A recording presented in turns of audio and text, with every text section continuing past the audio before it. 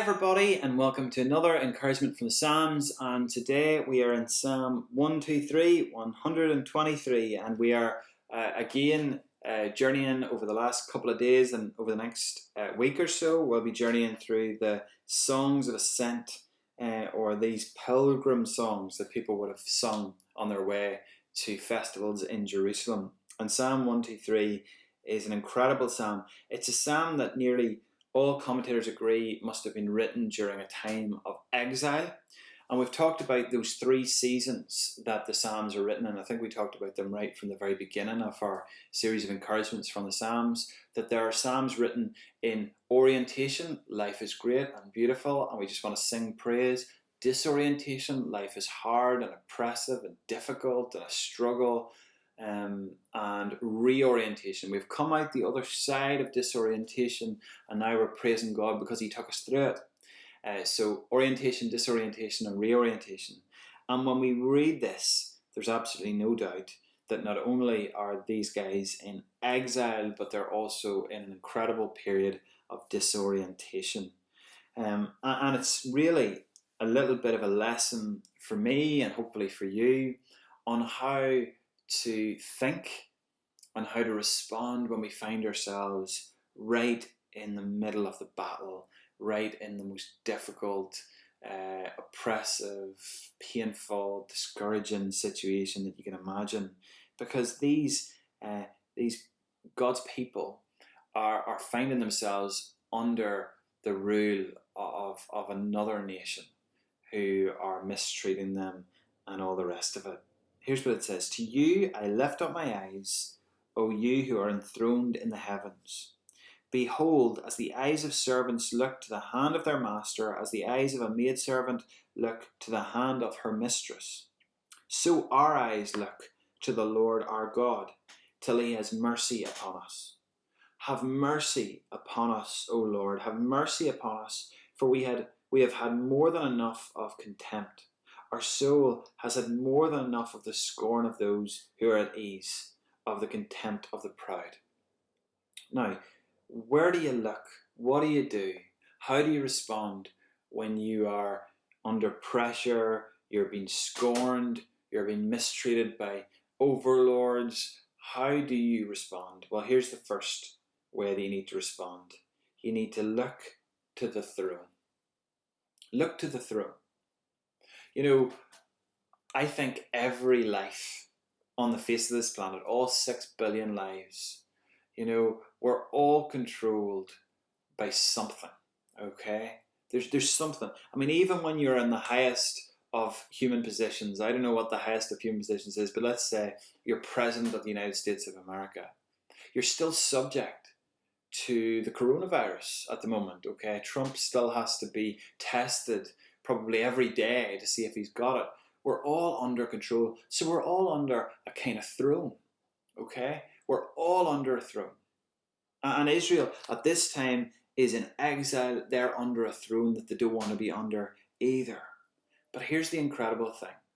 No matter what is controlling us at this moment in time, we can choose to look to a higher throne. You know, in the history of the world, many men and women have been seated on thrones. Some have been seated on thrones for short periods and some for long periods. Some have been considered great people to be on a throne, and some have been considered bad people to be on a throne. But here's the reality.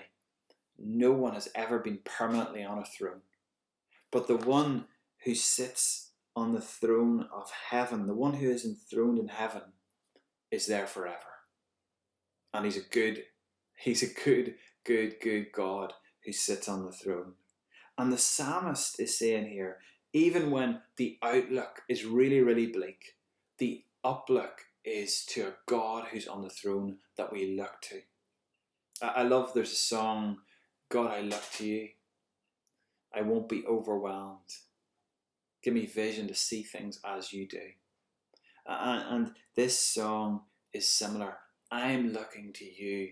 I feel overwhelmed, but give me your eyes that I can see my situation as you see it. I look to you, God. So first of all, if you're in the marsh, if you're in the difficulty, look to the throne. Secondly, look to his hand. It says, behold, as the eyes of servants look to the hand of their master, as the eyes of a maidservant to the hand of her mistress, so our eyes look to the Lord our God till he has mercy upon us. The face of God is his character.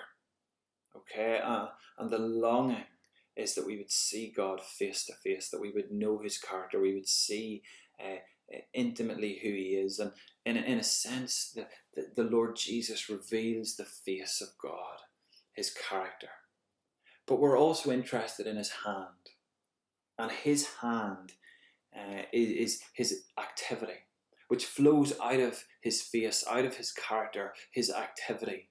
And his hand does beautiful things. Like he is the healer. If we could see his face, we would see the smile of a healer on his face, the gentleness and the compassion of a healer on his face. But then his hand, healing would come out of it. His hand. And we should look to his hand. And if you're under oppression by someone sitting on a throne, you're looking to their hand to see what they're going to do next, to see what they're going to provide for you, to see if they're going to be good to you. I mean, think of the emperor in the movie Gladiator, where the whole Colosseum looks at his thumb to see what he's going to decide, whether he gives a thumbs up or a thumbs down, dictating whether somebody lives or dies. Everyone's looking at his hand. Well, servants look to the hand of their master to see if there'll be provision, to see if there'll be a bit of direction, to see if there'll be protection, to see all those things. They look to their hand. Maidservants look to the hand of the mistress for the same reasons, but we look to the hand of God. And think about the hand of God. Think about what the hand of Jesus did.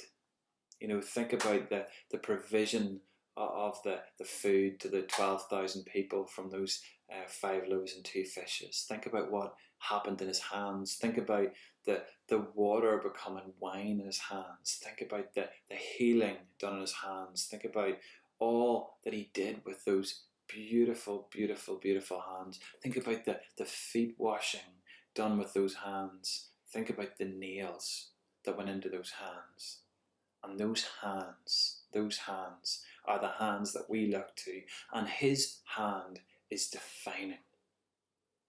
Hands can do many things, but he's the one who has the hands that flung stars into space. Love it, don't you? We look to his hand. And whatever he wants to do is done. And it's totally defining. And there's lots of little human beings who think that they can do bunches of things with their hands. But when God moves his hand, everything moves. Doesn't it say that the paths of nations are in the palm of his hand? The heart of the king is in the palm of his hand. He's the one who controls everything. He is sovereign, and his hand defines everything. And his hand is a hand of deliverance. And when God decides that there's going to be a new heaven and a new earth, when he decides to end evil and injustice, it will be put to end, because his hand is a defining hand, and his throne is an everlasting throne. And finally, we look to his throne, we look to his hand, finally we look to his heart. You see, we're looking to his hand until he has mercy upon us. There's confidence here that the hand of God's going to move, and there's going to be deliverance, and there's going to be mercy. Have mercy upon us, O Lord, have mercy upon us, for we have had more than enough of contempt. Have you had more than enough of something?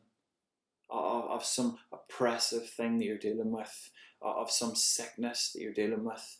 Be assured that his heart is kind, and it will not go on forever. As surely as he is an everlasting throne, if you trust in him and look to his hand, it will not go on forever. And if it is not, if you're not released from it in this life, trust me, you'll be released from it in the next, because his throne is forever, his hand is defining, and his heart is kind and merciful. Have mercy upon us, O Lord, have mercy upon us. We've had more than enough of contempt. Our soul has had more than enough of the scorn of those who are at ease, of the contempt of the proud. Folks, I just want to remind you today in Psalm 123. This is the 123 that I want to share with you. He's on the throne. His hand is mighty and his heart is kind. I hope that's an encouragement to you today. God bless you, and I hope you enjoy in your own study of this psalm today. God bless and speak soon.